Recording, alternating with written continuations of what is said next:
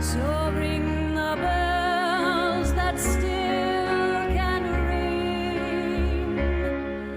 Forget your perfect offering. There's a special chemistry that happens when a vocalist teams up with a string quartet. And four-time Juno nominee Sarah Slean will do that Saturday in concert at the National Music Centre in Calgary. And joining me from Toronto is Sarah Slean. It is wonderful to see you today. You as well. Hello. I know you've performed with many orchestras across Canada. What sort of magic happens when you perform with strings? I will never tire of the sound that those instruments can make. They're so interesting to write for. They're so versatile. And a lot of the weird influences in my music, some tango, some cabaret, some pop, and really romantic songwriting, all of that, you can do really interesting things with strings. Mm-hmm. I understand you were in Banff over the summer working on Maudie, the musical based on the life of Maud Lewis, the Nova Scotia artist.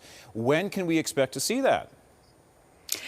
There's a lot of exciting momentum around that project. It will be part of the National Arts Centre's season. We're not sure if it's next year or the year after, as these things take time, staging, costumes, all kinds of creative decisions. But it will also be produced by Theatre Calgary. Mm-hmm. In fact, Theatre Calgary commissioned this project, so it will definitely be in Alberta, probably within the next 2 or 3 years. Mm-hmm. I know a few years ago there was a movie about Maud Lewis. How will the play differ in tone from that? Oh my gosh, massively, massively. Well, I've written all the songs for it. That's one thing. The movie has no songs. Yeah. But staging something, a film is so nuanced, and that film in particular is so intimate, quiet. There's so much really close, really intimate and quiet shots. It's got a beautiful East Coast energy to it, but there's things that you can do on stage that you cannot do in a film, and vice versa. And so we are really turning this kind of quiet, small story into something that could burst into song on stage has been a really interesting exercise for me as a composer. But the story is full of just such massive emotions that I feel like it really lends itself to a musical setting. Yeah, it sounds wonderful. I understand a few years ago you went back to school. You went back to university to get your master's degree in music, and this is in the midst of an already successful career as a musician. Why did you want to do that? I'm just a nerd. No, I love school. I love music. Music is an endlessly generous path to devote yourself to. There are so many corners to it. It is endless. You can get really good at one thing, and then as you get better at that, you see more and more territory to explore, more and more things to learn. It's just, it never ends, and that's why I really love it so much. I have taken film scoring. I've done this musical. I'm working on a theater score next year at Stratford. Music is fascinating. Music, those are the skills I've learned. It's my passion, and I feel like, why limit it to one expression? Mm-hmm. And you love school so much that now you're teaching. You're an instructor at York University in film scoring and songwriting. So when a student comes up to you and says, listen, I want to write a hit song, what do you say to them? I say, if I knew how to do that, I would not be teaching here, number one.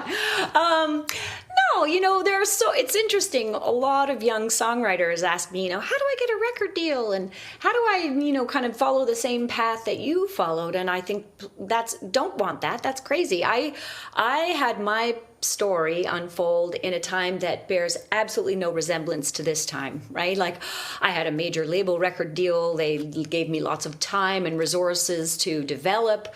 These kinds of things don't really happen in the music landscape anymore. There were no Spotifys in the year 2001. Mm-hmm. So it's a really different landscape, but I maintain that human beings create as a default, it's part of what we are. We can't stop creating. We long to create. We long to see and experience the creations of others. It is part of being a human on earth, alive in this experience.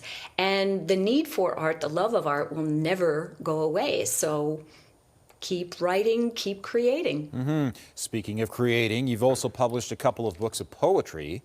Now, has that poetry ever crept into your lyrics?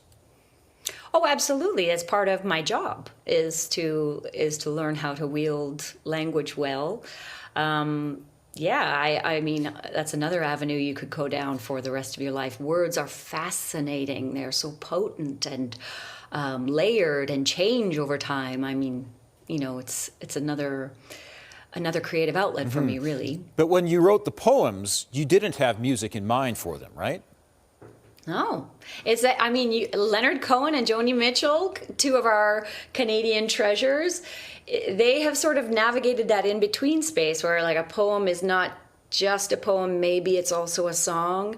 But that, I mean, Leonard Cohen has written poetry that belongs exclusively to the page, and it's very different than his songwriting. But they're, you know, both wonderful. I think because both he and Joni do both, and they do both well.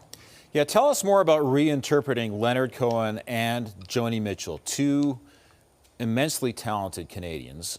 Aside from the fact that they're Canadian, tell us why they're so awesome. Why they're so awesome. I love these questions. Why are they so awesome? Well, you know what's interesting about our beautiful country that I love so passionately?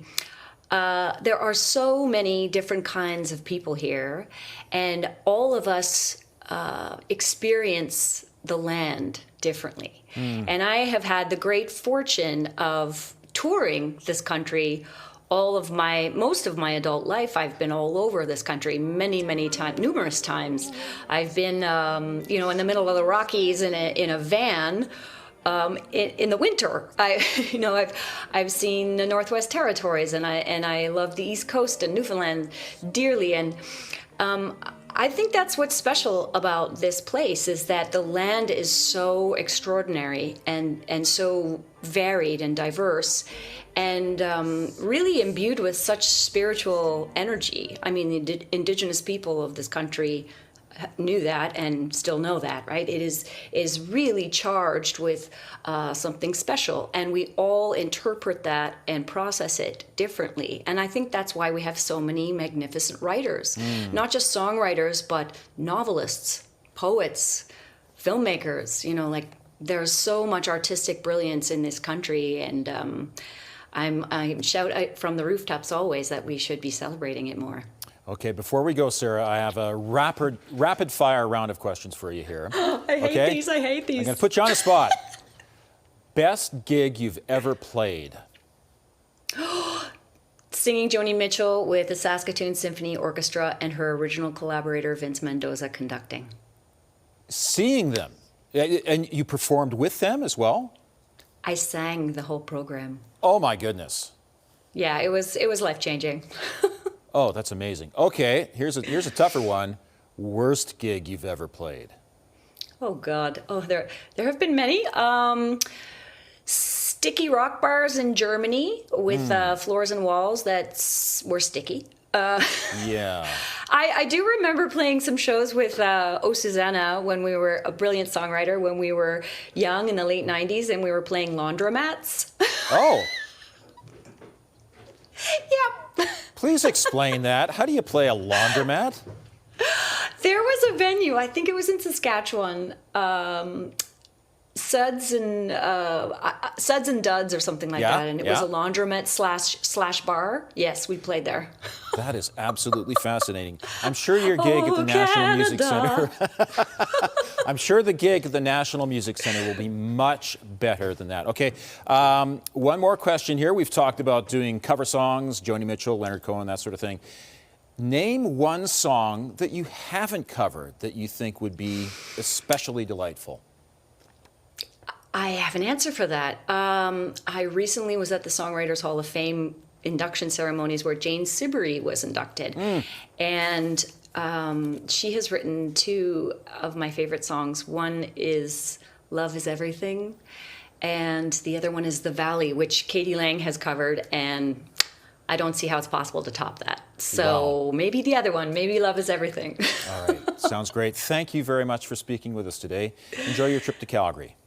Thank you so much for having me. And Sarah Slean performs with strings Saturday, October 25th at Studio Bell, the National Music Center.